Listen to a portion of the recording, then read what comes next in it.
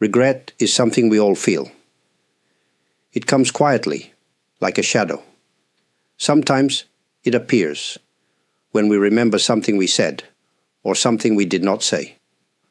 Other times it comes from actions we wish we had taken but didn't. It can visit us in the morning or late at night when the world is quiet. But what is regret really? It is not only sadness.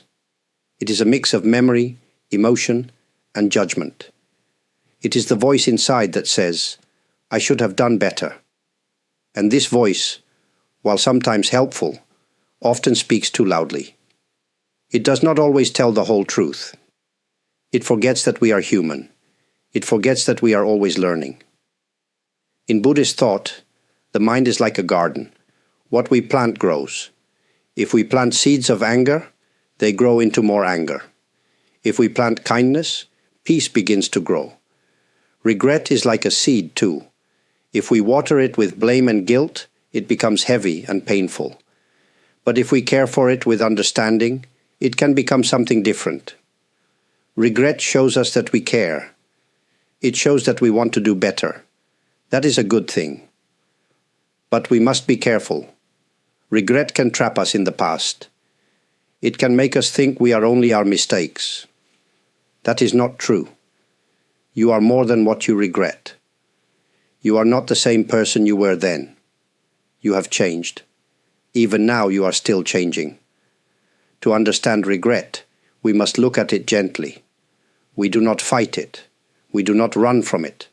We simply sit with it, like we would sit with an old friend who is hurting. We listen. We breathe. We say, "Yes, I feel this, and it is okay." This is the first step to moving beyond regret, not by pushing it away, but by understanding what it truly is. Not a punishment, but a part of being alive. A reminder that we have hearts that feel and minds that grow. Many people wonder why it is so hard to let go of past mistakes. Even when we know we cannot change the past, the feeling stays. It follows us. Sometimes it becomes part of our story, part of how we see ourselves. One reason we hold on is because we believe we must. We think, if I stop feeling bad, it means I don't care. So we carry guilt like a heavy bag, thinking it is the price of being a good person. But guilt is not proof of goodness. How we live today shows who we are much more than how we suffer for what is already gone. Another reason is fear. We fear that if we forgive ourselves, we may repeat the mistake. So we keep the memory close, like a warning sign. But this often brings more fear than wisdom. We stop trusting ourselves. We feel stuck. This fear does not help us grow. It keeps us small. We may also hold on because we are waiting for someone to forgive us, waiting for life to give us a second chance. But life moves forward. And sometimes the people we hope to hear from never speak. In that silence we must decide, will we keep waiting, or will we begin healing on our own? In truth, the mind often repeats painful memories, not to punish us, but to protect us. It says, "Remember this, so you don't suffer again." But memory can be like a mirror with dust on it. What we see is not always clear. We must learn to clean that mirror with kindness. Then we can see the full picture. Not just the mistake, but everything around it. The pain, yes, but also the intention, the learning, and the growth. Mistakes do not define us. They are moments, not the whole story. We hold on because we care. But caring does not need to hurt forever. We can learn, and then we can begin to release. This is not easy, but it is possible, and it begins when we stop judging ourselves as broken and begin seeing ourselves as still becoming. Sometimes the heaviest regrets are the ones we never speak about. Words we wanted to say but didn't. Apologies we held in our hearts but never gave. These silent regrets can stay with us for years. They live deep inside, quietly shaping how we feel about ourselves and how we connect with others. Why do we leave apologies unsaid? Often, it is because we are afraid. We fear rejection. We fear the other person is still angry, or that they don't want to hear from us.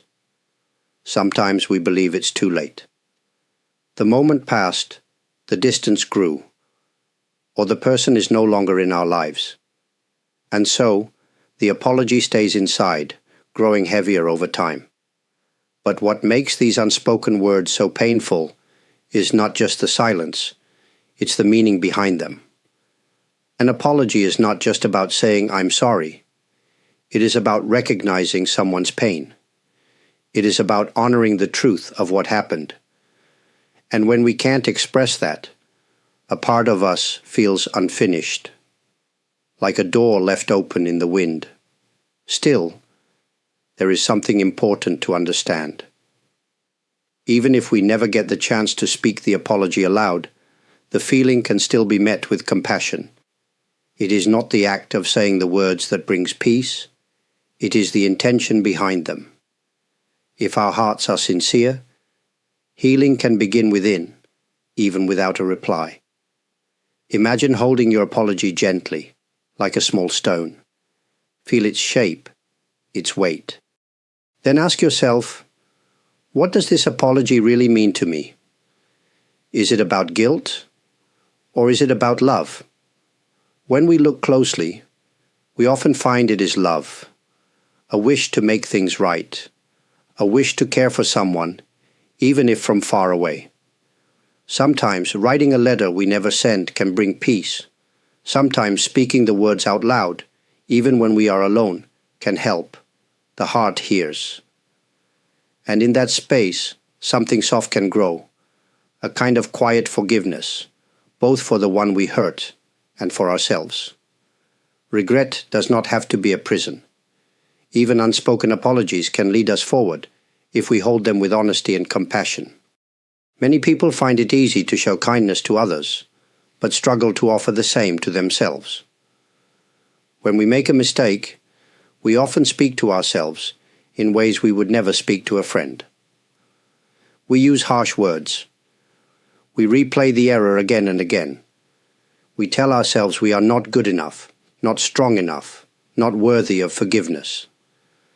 But compassion must begin at home, in the heart, within the self. If we cannot offer warmth to our own pain, how can we truly offer it to others? Compassion is not weakness. It is strength. It takes courage to look at our own wounds and say, "You are hurting, and I see you." Some believe that being kind to ourselves means making excuses. But that is not true compassion. Real compassion does not ignore what happened. It sees clearly, but gently. It says, "Yes, you made a mistake, but you are not only that moment. You are still here. You are still growing." To begin this kind of compassion, we must slow down. We must notice how we speak to ourselves in quiet moments. Are our thoughts full of blame? Or is there room for gentleness? A simple shift in tone can open the door to healing. Instead of saying, "I was so foolish," we might say, "I did not know then what I know now." No one lives without error. Even the wisest among us have stumbled. What makes the difference is how we respond afterward. Do we choose to learn and care, or do we choose to punish ourselves again and again? Self-compassion does not remove responsibility. It deepens it. Because when we treat ourselves with care, we become more aware of how our actions affect others. We are more likely to take honest steps forward, not from fear, but from love. You are not alone in your regret. Many carry the same weight, but you do not need to carry it with cruelty. You can carry it with kindness. You can say to yourself, "I see my pain, and I will not turn away." This is the beginning of true healing. Not from the outside, but from within. A soft voice, a gentle heart, and the understanding that even in our darkest times, we are still worthy of care. Sorrow is a natural part of life.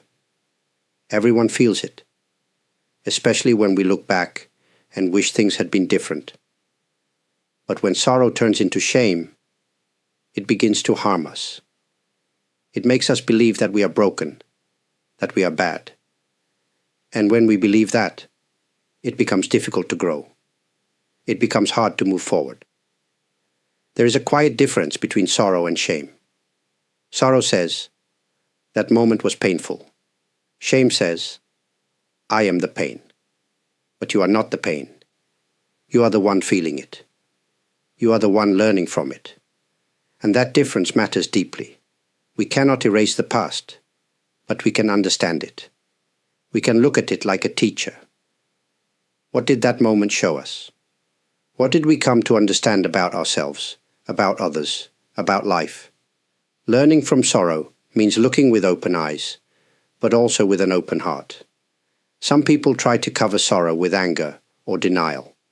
Others try to forget it completely. But when we do that, the lesson often remains hidden. Sorrow is not here to punish us. It is here to open us, to soften the hard places inside, to help us become more honest, more gentle, more aware. To learn without shame, we must change how we speak to ourselves. Instead of saying, "I failed," we can say, "I was doing my best with what I knew." Instead of saying, "I ruined everything," we can say, "That moment was painful, but it does not end my story." Growth takes time, and it takes kindness. Even trees do not rush to grow. They change slowly with the seasons. We too need patience. We need understanding. And we need to let go of the idea that we must be perfect to be at peace. You are not your worst moment. You are not the regret that you carry. You are the one who is learning how to carry it more gently. And that is something to honor, not hide. In sorrow, there is wisdom. In pain, there is a path. And when we walk that path without shame step by step, we begin to see that healing is not a destination. It is a way of being, one moment at a time. When we live with regret, we often focus on ourselves, our actions, our feelings, our past. But slowly, as we begin to soften, we may find space to look outward. We begin to wonder about the people we may have hurt. We begin to ask, what were they feeling? What did they carry? This shift is important. It allows us to see others not as symbols in our memory, but as real people, with their own hopes, fears, and wounds. Often, when we act in ways we regret, it is not because we wish to harm. It is because we were lost, confused, or hurting ourselves. And the same is true for others. Understanding this helps us see more clearly. The people in our lives are not perfect. They are human, just like us. Sometimes they reacted out of fear. Sometimes they didn't know how to express their pain. And sometimes they were simply doing the best they could, just like we were. Looking through the eyes of understanding does not mean we ignore the pain they caused or the pain we caused them. It means we begin to see the full picture, the shared struggle, the deep, common desire to be seen, to be safe, to be loved. When we regret hurting someone, we often carry a picture of them frozen in that moment, angry, disappointed, or silent. But people change. Time changes us all. Perhaps they have healed in ways we don't know. Perhaps they too have regrets. We cannot control their journey, but we can choose how we see them now, with a heart that is more open, more curious, more kind. This change in view also affects how we meet others today. When we understand our own past, we become gentler with those around us. We begin to listen more. We become slower to judge. We recognize that behind every harsh word or quiet distance, there may be a story we do not see. Regret can close the heart, but understanding reopens it. When we look at others with compassion, we free ourselves too, because the more we understand others, the more we see that we are not alone in our struggles. Everyone is carrying something. And when we meet each other with understanding, we create the possibility of healing, not just for them, but for ourselves as well. Forgiveness is often misunderstood. Many think it means saying that what happened was okay, or that the pain no longer matters. But true forgiveness is not about forgetting. It is not about pretending. It is about choosing to release the grip that hurt has on your heart. When we regret something, we may long to be forgiven by someone else. We think, if they forgive me, I can be free. But the truth is, forgiveness from others is not something we can control. It may come, or it may not. What we can offer, and what truly begins healing, is forgiveness toward ourselves. Self-forgiveness is not a single moment. It is a slow and honest process. It begins when we stop punishing ourselves over and over for the same mistake. It begins when we say, I take responsibility, but I will not carry endless shame. We learn, we change, and we allow ourselves to move forward. Sometimes we also carry pain from how others have treated us. We hold on to their actions like sharp stones in the hand. We believe that if we stay angry, we stay strong. But anger is heavy. Over time, it exhausts the heart. Forgiveness in these cases is not about letting others off the hook. It is about setting ourselves free. To forgive does not mean we have to invite someone back into our lives. It does not mean we accept harmful behavior. It means we stop letting that harm control our inner world. We say, this pain is real, but it will not rule me. That is power. That is freedom. Healing asks us to look clearly at the past without letting it shape all of our future. Forgiveness helps us do that. It opens space where something new can grow. Not forgetting, but understanding. Not erasing, but transforming. You deserve peace, even if the past was full of sorrow. You deserve kindness, even if you made mistakes. Forgiveness is not a reward. It is a path we choose, step by step, to walk with courage. And every time we take that step, the heart becomes a little lighter and the burden a little smaller. Regret can feel like a heavy stone we carry through life. It pulls at the heart, slows our steps, and makes us question our worth. But regret does not have to be a punishment. It can become something else, something more gentle, more wise. It can become a teacher. A good teacher does not shout or shame. A good teacher helps us see clearly. Regret, when approached with honesty and care, can do the same. It shows us where we acted without awareness, where we spoke without kindness, or where we turned away when we could have reached out. These moments hurt, yes, but they also show us how much we care. If you didn't care, you wouldn't feel regret. That is important to remember. Your regret means you want to live with more heart, with more attention. It means you have grown.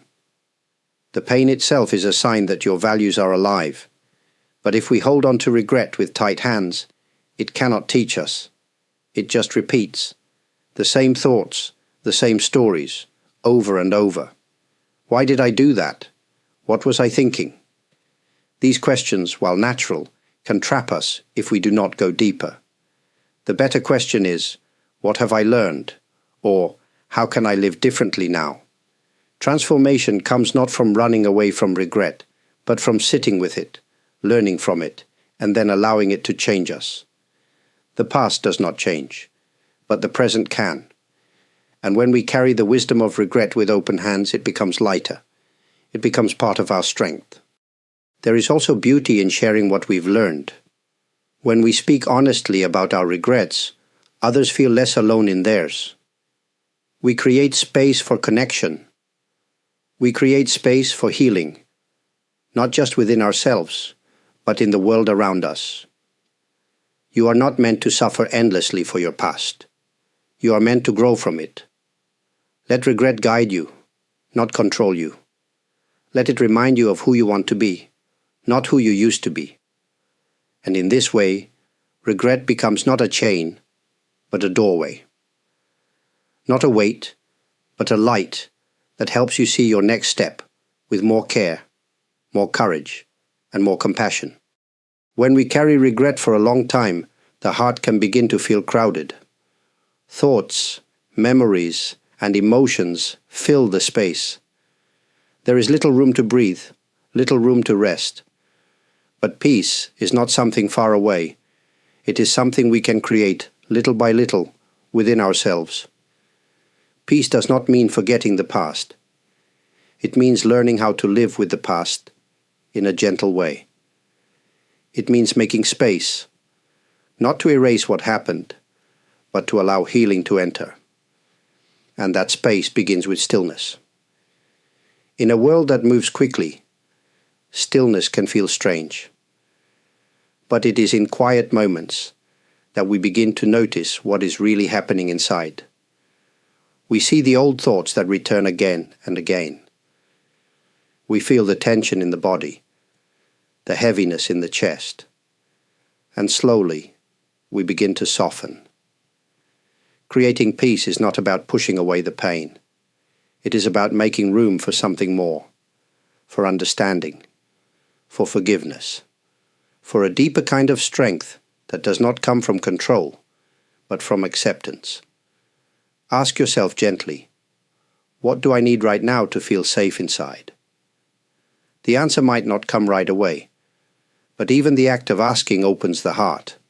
It tells your inner self, I am listening, and that, in itself, is powerful. We also create peace by letting go of the belief that we must fix everything. Some things cannot be fixed. Some relationships may never return. Some words may remain unsaid. And yet, we can still live fully. We can still love. We can still find joy in this moment, here and now. Peace grows in the space between judgment and grace. When we stop telling ourselves that we are not enough, we make space for a different voice, the one that says, you are doing your best. You are learning. You are healing. The heart is not a machine. It is a living, changing part of us. And just like the seasons, it needs time to rest, to renew. Peace is not something we wait for. It is something we make, choice by choice, word by word, breath by breath. Even with regret, your heart can be a peaceful place. Even with sorrow, you can create something calm, something kind, something true. After carrying regret for a long time, many people ask, how do I begin again? The answer is not in grand gestures or sudden change. It is in how we choose to live today, this very day, with gentle courage. Courage does not always look strong. It is not always loud. Sometimes it is simply the decision to wake up and try again, to speak kindly when the heart still feels heavy, to take a small step forward even when the path ahead is uncertain. Gentle courage is quiet, but steady. It means being willing to feel, even when it's uncomfortable. It means not running from the past, but not letting it define the present. It means saying, I am still here. I am still becoming. Each day gives us a chance to respond differently. Not perfectly, but with more care. If you once spoke in anger, today you can speak with calm. If you once turned away, today you can turn toward. These small acts matter. They are how healing becomes real, not just in the heart, but in the world around us. We do not need to wait until we feel completely free from regret to live well. In fact, waiting for that perfect moment can keep us stuck. Instead, we live alongside our regrets, learning to carry them with kindness. And in doing so, they lose their sharp edges. They become part of our story, but not the whole of it. There is no final version of you that you must become. There is only this version, today. And today you can choose to be softer, wiser, more open. You can choose to listen more deeply, love more freely, forgive more honestly, even if just a little. Gentle courage also means allowing joy.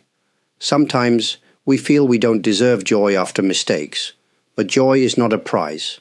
It is part of being alive. You are allowed to smile again. You are allowed to feel light. That too is healing. So as you move through today, let your regret remind you, not of what you failed to be, but of how deeply you want to live. Let that be your guide. Not fear, not shame, but a quiet, brave heart, walking one step at a time into a life shaped by compassion. Regret is something we all meet in life. It comes in many forms: words left unsaid, actions we wish we could take back, chances we didn't take. But through each part of this journey, we begin to see something important. Regret does not have to be the end of the story. With care and honesty, regret can become a doorway to deeper understanding. It can lead us toward compassion, for others, and for ourselves. It can remind us of what truly matters: kindness, connection, and the courage to begin again, even in small ways. This path is not always easy. Some days will feel heavy. Some memories may return when we least expect them. But now you carry something more. You carry the tools of gentleness, of reflection, of truth. You know that peace is not found in perfection, but in presence, in being here, now, with an open heart. No matter what your past holds, you are not alone. Many have walked with sorrow. Many have wondered if healing is possible. And the answer is yes. Not through force, but through softness. Not through forgetting, but through understanding. The path forward is not about becoming someone else. It is about returning to who you truly are. A person capable of growth, of care, of quiet strength. You can live each day with more grace. You can speak more kindly, act more thoughtfully, and carry your past with less weight and more wisdom. If these reflections have brought comfort or insight, I'm truly grateful that we could share this time together. Your presence here means a great deal. To those who have taken a moment to like this video, leave a comment, subscribe to the channel, or offer a super thanks, please know that your support is deeply appreciated. Each gesture helps make it possible to continue sharing these quiet moments, and I hold that with sincere gratitude. May the days ahead be gentle. May your heart find space to breathe, and may you walk forward with softness, strength, and the quiet peace of knowing you are enough. Thank you.